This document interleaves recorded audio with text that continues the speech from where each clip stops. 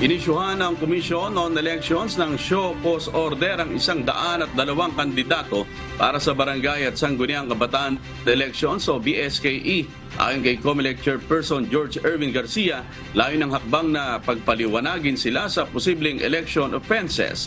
Kabilang na rito mga nangangampanya na kahit hindi pa campaign period, maging yaong mga social media post anya na nagpo-promote na ng isang kandidato ay ipinagbabawal pa sa ngayon. Gate ni Garcia, maaari lamang mangampanya mula October 19 hanggang 29. Panghihikayat pa ni Garcia sa mga kalaban sa politika ng mga nagsasagawa ng early campaigning, sampahan ng reklamo ang mga ito upang mapanagot sa batas.